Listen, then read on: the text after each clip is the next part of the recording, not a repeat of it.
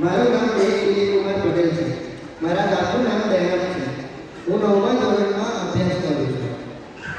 આજે હું એક એવા વિષય પર વાત કરવા જઈ રહ્યો છું જે આપણા સમાજને અંદરથી તૂટી રહ્યો છે, અને તે વિષય છે વ્યસન.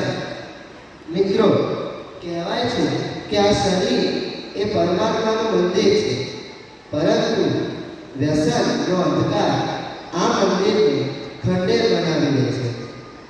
આપણે આજકાલ યુવાધનને મોડર્ન દેખાવાનો દોર કરવા માટે બીડી અને સિગરેટનો રવાડે તો ચડતા જોયા જ હશે.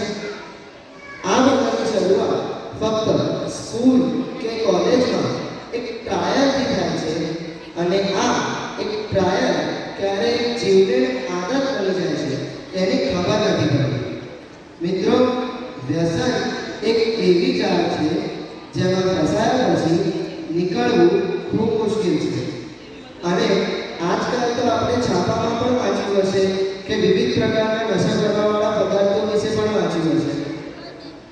આપણે જોઈએ કે આપણે વ્યસન કરવાથી શું શું ગુમાવવું પડે છે. તો સૌપ્રથમ અને મહત્વનું છે સ્વાસ્થ્ય. વ્યસન કરવાથી આપણને હૃદયરોગ અને કેન્સર જેવી બીમારીઓ ભેટમાં મળે છે. બીજું છે સંપત્તિ. આપણે જે સંપત્તિ આપણા બાળકોના શિક્ષણ માટે અને પરિવારની પ્રગતિ માટે વાપરવી જોઈએ તે વ્યસનના ઝેરમાં હોમાઈ જાય છે.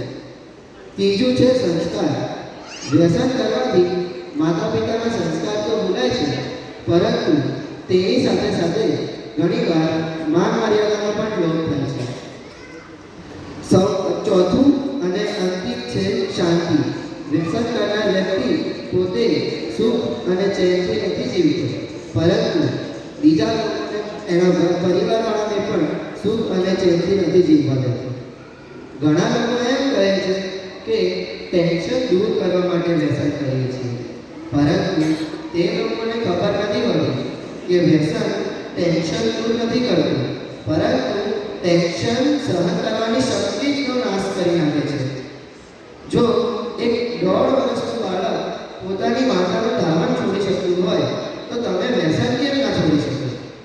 આપણે જો આપણા દેશનું, આપણા સમાજનું અને આપણું પોતાનું ભવિષ્ય ઉજ્જવળ બનાવવું હોય તો આજથી જ વ્યસન મુક્ત બનવું પડશે.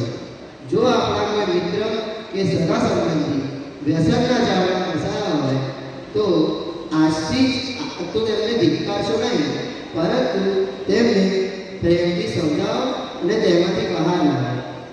અંતમાં એટલું જ કહીશ કે જો જીવવું હોય શાંતિ તો દૂર રહો વ્યસનથી. આજના દિવસે આપણે સૌએ સંકલ્પ કરીએ.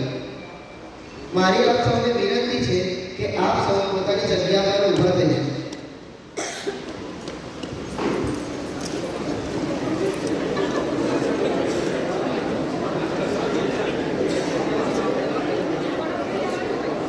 હવે પોતાના જમણો હાથ આગળ કરી હું જે પ્રમાણે બોલાવું એ પ્રમાણે બોલવાનું છે. હું મન, કર્મ અને વચનથી સંકલ્પ લઉં છું કે હું કોઈ પણ પ્રકારનો વ્યસન કે નશો કરીશ નહીં. હું મારા મનને અને શરીરને સ્વસ્થ રાખીશ.